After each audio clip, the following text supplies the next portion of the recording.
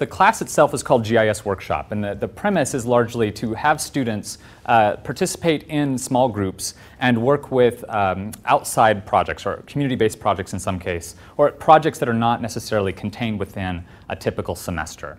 And the idea is to get students to think about how to begin to apply some of their very technical skills to collaborative or more group-based work.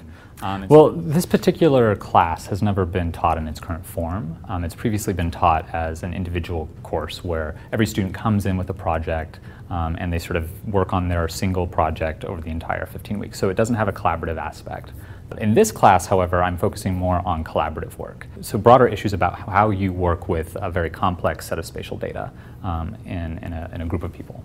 So the second aspect of the class is really figuring out ways to communicate what one does with geographic technologies in a way that allows community partners to get excited about the prospects for how that mapping work feeds their mission statement is really what the students are going to be working on in the next month.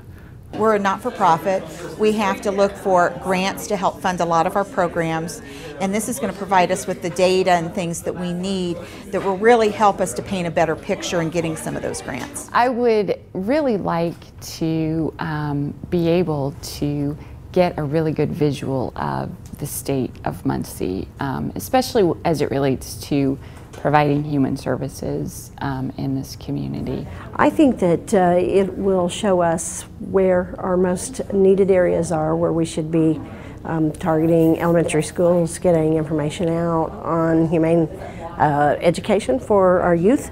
And we'll start with our youth and we'll work our way up.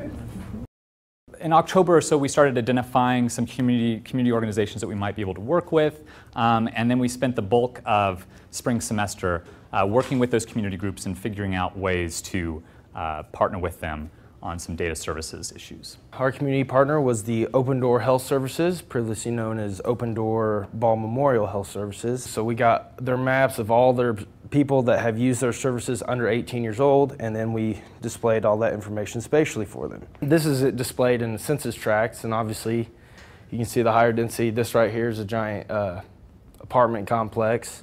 These right here are the school corporations, because obviously this is under 18 data. This probably want to know what school corporations that they're involved in.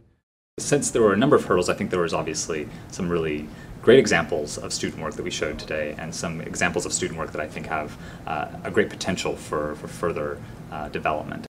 I like to give a lot of stats and data to donors and volunteers, and sometimes their eyes can glaze over. This presentation was actually perfect, because now instead of, quoting different statistics about our community, I can just show them a map and show them, where the high pockets of poverty are and then where services are. I noticed that a couple of the topics that were going to be covered today were of interest to the Community Development Department, in particular the sidewalk study, and there was one related to poverty.